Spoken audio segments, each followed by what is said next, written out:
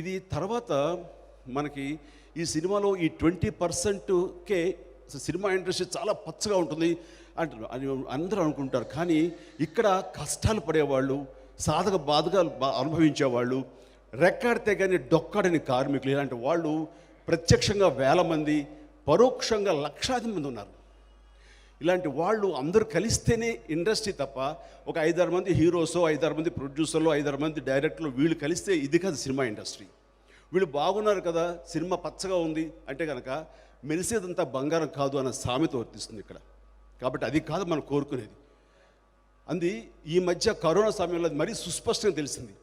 Shootings 4-5 months ఆగిపోయేసరికి కార్మికులు వాళ్ళు ఎంత ఇబ్బంది పడ్డారనేది మేము కళ్ళారా చూసాం. మాకు తోచినట్లుగా వాళ్ళని వీళ్ళని, ఆ హీరోని ఈ హీరోని, అతను పెద్దల్ని అందరిని అడిగి ఏదో కొన్ని కోట్లు కలెక్ట్ చేసి, సో నిత్యావసర వస్తువులు, గ్రాసరీస్ ఫర్ 3-4 మంత్స్ 3 టైమ్స్ వాళ్ళందరికీ అందివ్వగలిగాం. బట్ లక్కీగా తర్వాత వెంటనే రెజ్యూమ్ అయిపోయిన షూటింగ్స్, దెన్ అందరు ట్రాక్లో పడిపోయారు. కానీ ఒక నెల షూటింగ్ లేకపోతే ఎంత అగ్గగ్గలాడుతారని చెప్పడం కోసం ఈ మాట చెప్తున్నాను. సో ఇండస్ట్రీ అనేది నిత్యం ఉండే పచ్చదనం కదా అది. అలాగే ఏ విపత్తు వచ్చినా, ఏ ప్రమాదాలు జరిగినా, ఏ యుద్ధాలు జరిగినా, ఏ ఎర్త్క్వేక్స్ వచ్చినా సరే, ఏ వరదలు వచ్చినా, ఏ వచ్చినా సరే ముందుగా స్పందించేది మేము, మా సినిమా ఇండస్ట్రీ గర్వంగా చెప్పగలం. అలాంటి ఇండస్ట్రీ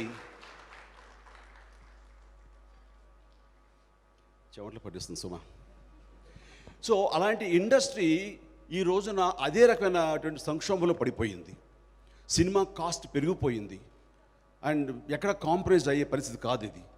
సో దానికి గాను ప్రభుత్వాలని, 2 ప్రభుత్వాలని ఈ యొక్క లవ్ స్టోరీ వేదిక ముఖంగా నేను అడుగుతున్నాను. మేము ఆల్రెడీ నారాయణ దాస్ గారి నాయకత్వంలోనూ మిగతా అందరూ కూడాను, ఇలా రామ్మోహన్ రావు గారు, క్షమించాలి రామ్మోహన్ రావు గారు, ఎస్ సార్, ఆయన నా చిరకాల మిత్రుడు, ఆయన కూడా ఇందులో పార్ట్ అవటం అనేది మనస్ఫూర్తిగా అభినందిస్తాను.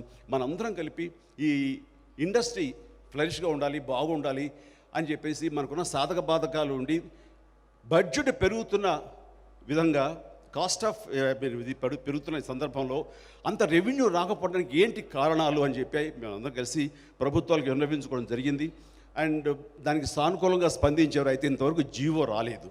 అలాగే ఆంధ్రప్రదేశ్ ప్రభుత్వాన్ని, ఆంధ్రప్రదేశ్ సీఎం గారిని కూడా మీ సభాముఖంగా అడుగుతున్నాను, మీరు కనికరించండి, మాది స్పెషల్గా తీసుకోండి.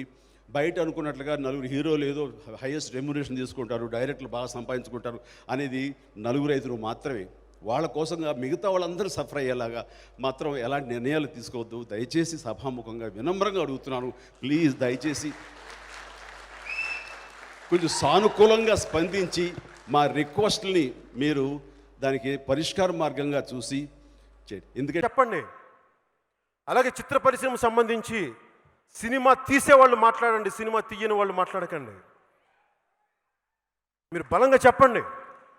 భయపడతారేంటి, ఆలోచిస్తారేంటి, సున్నితంగా ఉంటారేంటి? మీకు ధైర్యం లేకపోతే ఎట్లా? అల్ప విద్వాంసులంతా మాట్లాడుతుంటే కూర్చొని పూర్తి మీరు సంపూర్ణ విద్వాంసులు చూస్తూ కూర్చుంటే ఎట్లా?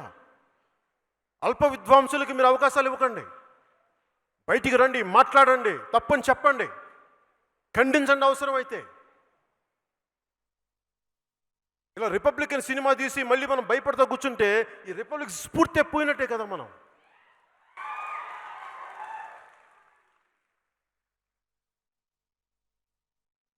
ఒకవేళ వైసీపీ వాళ్ళకి అనిపించచ్చు, తెలుగు సినిమాలు తీయకపోయి మేము బ్యాన్ చేస్తామంటే అప్పుడు ఏం చేస్తారు వాళ్ళు? మీ వైసీపీ ఆస్థాన విద్వాంసులతోటి ఈ గంట గడిస్తే చాలు, ఓ అరగంట వస్తే చాలు, పట్టుమని 10 నిమిషాలు, చప్పున వస్తా ఇట్టే చల్లారిపోతే, ఇలాంటి టైటిల్స్ తోటి కాకినాడలో చాణక్య చంద్రగుప్త మీ ఎమ్మెల్యే హాలు రిలీజ్ చేసుకోండి. చిత్ర పరిశ్రమ వైపు, తెలుగు చిత్ర పరిశ్రమ వైపు ఆంధ్రప్రదేశ్ ప్రభుత్వం మీ తీరు మారకపోతే